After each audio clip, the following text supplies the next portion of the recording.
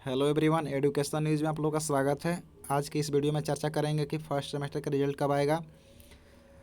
क्या first semester से second semester जाने के लिए एग्जामिनेशन फॉर्म फिल करना पड़ता है। थर्ड पॉइंट की बात करेंगे कि सेकंड सेमेस्टर के सिलेबस के बारे में चर्चा करेंगे।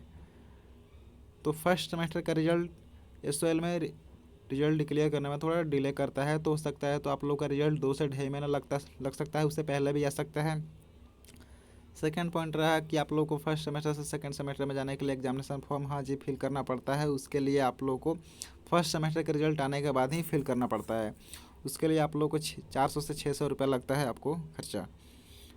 उसके बाद हम सेकेंड सेमेस्टर के सिलेबस के बारे में चर्चा करते हैं। तो चलिए हम एसओएल की वेबसाइट पे आ गए हैं। कंटिन्यू टू वेबसाइट करेंगे। यहाँ पे CBCS के ऑप्शन पे आएंगे, यूजी सिलेबस के ऑप्शन पे आएंगे। यहाँ पे हम चर्चा करेंगे 5 सब्जेक्ट के बारे में। BA programme, BCom programme, BCom honours, BA political science honours, BA English honours. ठीक है, तो बीकॉम प्रोग्राम कोर्स की सबसे पहले बात करेंगे। सबसे पहले बात करते हैं ACC सब्जेक्ट ऑल कोर्सेज के लिए बराबर रहता है। ठीक है, तो अगर ACC के अंदर फर्स्ट सेमेस्टर के अंदर कोई भी कोर्स से हों आप, अगर फर्स्ट सेमेस्टर में ACC के अंदर आप हिंदी लेकर के पढ़े हैं तो सेकेंड सेमेस्टर में आप लोग को EVS चूज करना होगा।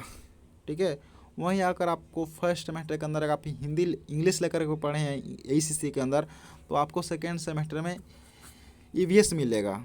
वहीं अगर आप फर्स्ट सेमेस्टर में आप उर्दू, तमिल या पंजाबी लैंग्वेज लिए हैं तो आपको सेकेंड सेमेस्टर में EVS लेना होगा। ठीक है, उसके बाद हम बात करते हैं प्रोग्राम कोर्सेज, ओनली फॉर ये प्रोग्राम कोर्सेज के लिए। ठीक है, इंग्लिश और MIL के बारे में चर्चा कर लेते हैं। ठीक है, तो सबसे पहले हम इंग्लिश के बारे में चर्चा करते हैं। अगर जो फर्स्ट सेमेस्टर में जो ओनली फॉर प्रोग्राम कोर्सेज के लिए है कि जो फर्स्ट सेमेस्टर में जो इंग्लिश लेकर के पढ़ा होगा उसको सेकेंड सेमेस्टर में MIL लेना होगा। ठीक है, तो यहाँ पे जो सब फर्स्ट सेमेस्टर में जो MIL लिए होंगे सेकेंड सेमेस्टर में उन लोग को इंग्लिश पढ़ना होगा। ठीक है, तो यहाँ पे इंग्लिश का कुछ शर्त है, English A, English B, English C आप लोग देखे होंगे। फिर यहाँ पे Hindi A, Hindi B, Hindi C आप देखे होंगे। तो सबसे पहले हम बता देते हैं कि इंग्लिश A का मतलब होता है इंग्लिश लैंग्वेज थ्रू लिटरेचर। इसमें आपको 80% से बहुत मार्क्स चाहिए ट्वेल्थ क्लास में इंग्लिश के अंदर, तभी आपको इंग्लिश लैंग्वेज थ्रू लिटरेचर मिलता है। उसके बाद इंग्लिश फ्लुएंसी 60% से 79% के बीच मार्क्स होना चाहिए ट्वेल्थ क्लास में इंग्लिश के अंदर, तभी आपको इंग्लिश फ्लुएंसी दिया जाता है। ठीक है, उसके बाद इंग्लिश प्रोफिशिएंसी आपको 60% से बिलो मार्क्स होना चाहिए, तभी आपको इंग्लिश प्रोफिशिएंसी दिया जाता है। उसी तरह हम MIL की बात करते हैं तो आपको ट्वेल्थ क्लास तक आप हिंदी पढ़े होंगे तो आपको हिंदी A मिलता है। उसी तरह आप 10th क्लास तक अगर आप हिंदी पढ़े हों तो हिंदी B मिलता है। ठीक है, उसी तरह आप 8 क्लास तक आप हिंदी पढ़े हैं तो आपको हिंदी C मिलता है। ठीक है, अब हम चर्चा करते हैं BA प्रोग्राम के डिसिप्लिन सब्जेक्ट के सेकेंड सेमेस्टर का। तो फर्स्ट सेमेस्टर में आप पढ़े होंगे, इकोनॉमिक्स लिए होंगे, आप चूज किए होंगे तो इकोनॉमिक्स ही मिलेगा सेकेंड सेमेस्टर में। इकोनॉमिक्स की जगह हिस्ट्री नहीं हो सकता है। ठीक है, तो यहाँ पे आपको पेपर नेम चेंज हो जाता है और सिलेबस चेंज हो जाता है। ठीक है, यहाँ पे इकोनॉमिक्स ही पढ़ेंगे तो यहाँ पे फर्स्ट सेमेस्टर में आप पढ़े थे प्रिंसिपल ऑफ माइक्रो इकोनॉमिक्स 1, यहाँ पे सेकेंड सेमेस्टर में यहाँ पे है प्रिंसिपल ऑफ माइक्रो इकोनॉमिक्स 2। ठीक है, आप इसको देख रहे होंगे। ठीक है, उसके बाद हम सेकेंड सब्जेक्ट के बाद में चर्चा करेंगे। एजुकेशन में आपको पढ़ना होगा अंडरस्टैंडिंग ह्यूमन डेवलपमेंट। इंग्लिश में आपको पढ़ना होगा selection from modern Indian literature. Hindi में पढ़ना होगा हिंदी कविता मध्यकाल आधुनिक काल।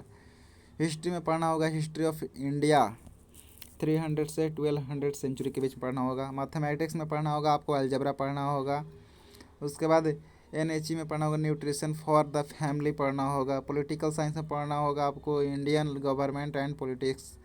उसके बाद संस्कृत में पढ़ना होगा संस्कृत प्रोज पढ़ना होगा। ठीक है, ये हम BA प्रोग्राम के बारे में चर्चा किए हैं। अब हम चर्चा करते हैं बीकॉम प्रोग्राम के बारे में चर्चा करते हैं। ठीक है, तो बीकॉम प्रोग्राम के बारे में आ जाते हैं। सबसे पहले हम चर्चा कर दिए हैं AECC के बारे में, तो चर्चा कर दिए हैं पहले ही, ऑल कोर्सेज के लिए सेम रहता है। उसके बाद प्रोग्राम कोर्सेज में तो हम यही भी चर्चा कर दिए हैं कि इंग्लिश और MIL सब्जेक्ट के बारे में भी बात किए हैं, ठीक है। तो यहाँ पर सबसे अब कोर और अब केवल कोर सब्जेक्ट के बारे में चर्चा करेंगे, ठीक है। तो यहाँ पे फर्स्ट सेमेस्टर में आप लोग पढ़े होंगे फाइनेंशियल अकाउंटिंग, और सेकंड आपको कोर सब्जेक्ट था बिजनेस ऑर्गेनाइजेशन एंड मैनेजमेंट। वहीं सेकंड सेमेस्टर में आपको पढ़ना होगा जो आपको कोर सब्जेक्ट रहेगा बिजनेस लॉ, और कोर सेकंड सब्जेक्ट रहेगा बिजनेस मैथमेटिक्स एंड स्टैटिस्टिक, ठीक है। उसके बाद हम बात करते हैं बीकॉम ऑनर्स। दोस्तों हम पहले ही बात किए हैं कि AECC के बारे में बार चर्चा नहीं करेंगे, ठीक है। AECC ऑल सब्जेक्ट के लिए बराबर आता है, इसीलिए AECC के बारे में पहले ही चर्चा कर दी है, ठीक है। तो यहाँ पे फाइनेंशियल अकाउंटिंग की चर्चा करेंगे बीकॉम ऑनर्स के लिए।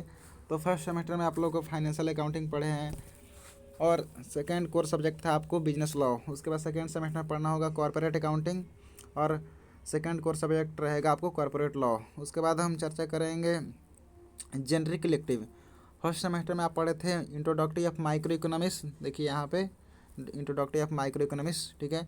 वहीं आपको सेकेंड सेमेस्टर में पढ़ना होगा इंट्रोडक्टरी मैक्रो इकोनॉमिक्स, जो यहाँ पे है, ठीक है।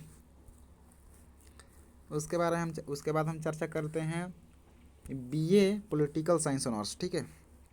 यहाँ पे है आपको कोर सब्जेक्ट के बारे में चर्चा करेंगे। AECC के बारे में ऑलरेडी चर्चा कर चुके हैं, तो चर्चा नहीं करेंगे। कोर सब्जेक्ट आपको सेकेंड सेमेस्टर में पढ़ना होगा आपको, देखिए यहाँ पे political theory concept and debate, ठीक है। सेकेंड कोर सब्जेक्ट रहेगा आपको पॉलिटिकल प्रोसेस इन इंडिया, ठीक है। उसके बाद हम AECC के बारे में चर्चा नहीं करेंगे क्योंकि पहले ही ऑलरेडी कर चुके हैं। जनरल इलेक्टिव में पढ़ना है आपको इंट्रोडक्टरी ऑफ माइक्रो इकोनॉमिक्स दिया है, बट मुझे नहीं लगता कि ये सवाल आपको देगा, क्योंकि थर्ड सेमेस्टर में ये ऑप्शन था बट उन लोगों को मिला नहीं है। तो आप लोग को ये इन सब्जेक्टों में से कोई एक ही सब्जेक्ट रखना होगा, इन सब्जेक्ट में से कोई एक ही सब्जेक्ट आप लोग को चूज करना होगा, ठीक है। तो द वर्ल्ड आफ्टर 1945, पथकथा तथा संवाद लेखन, ठीक है। Academic writing and composition, creative writing, ठीक है। उसके बाद हम बात करते हैं BA इंग्लिश ऑनर्स के बारे में चर्चा करते हैं, ठीक है। सेकेंड सेमेस्टर में आपको क्या क्या सब्जेक्ट होना चाहिए। उसके बाद कोर्स सब्जेक्ट आपका रहेगा इंग्लिश ऑनर्स में सेकेंड सेमेस्टर के अंदर इंडियन राइटिंग इन इंग्लिश, ठीक है। उसके बाद सेकेंड कोर्स सब्जेक्ट रहेगा ब्रिटिश पोएट्री एंड ड्रामा, जो 14th to 17th सेंचुरी के बीच में आपको पढ़ना पड़ेगा, ठीक है। AECC के बीच में चर्चा कर चुके हैं, बार चर्चा नहीं करना चाहेंगे, ठीक है। उसके बाद जनरल कलेक्टिव में आप तो आप देखे ही होंगे इंट्रोडक्टरी ऑफ मैक्रो इकोनॉमिक्स, तो आपको अभी बताए हैं कि मुझे नहीं लगता कि SOL ये सब्जेक्ट आपको प्रोवाइड कराएगा, क्योंकि थर्ड सेमेस्टर में जो था ऑप्शन दिया हुआ था लेकिन उन लोगों को नहीं दिया गया है, तो मुझे नहीं लगता कि यही आप लोगों को भी मिलेगा। बस इन सब्जेक्ट में से आप लोगों को ही चूज करना होगा, इन सब्जेक्ट में से ही आप लोगों को चूज करना होगा, ठीक है। इसमें से ही कोई एक सब्जेक्ट चूज करना होगा। तो द वर्ल्ड आफ्टर 1945, ठीक है, हिस्ट्री रहेगा। उसके बाद political of globalisation, political science रहेगा, ठीक है। पथकथा तथा संवाद लेखन, हिंदी रहेगा, ठीक है। और क्रिएटिव राइटिंग, ठीक है, डिबेट ऑफ तमिल, ठीक है। तो उम्मीद करता हूँ दोस्तों कि ये वीडियो अच्छी लगी होगी। अगर ये वीडियो अच्छी लगी तो वीडियो को लाइक कीजिएगा, सब्सक्राइब कीजिएगा और अपने दोस्तों को भी शेयर कीजिएगा। और कोई भी अगर क्वेरी रह गई है तो इस कमेंट करके मुझे बताइएगा, मैं आपको कमेंट का रिप्लाई देने की कोशिश करूँगा। थैंक यू दोस्तों।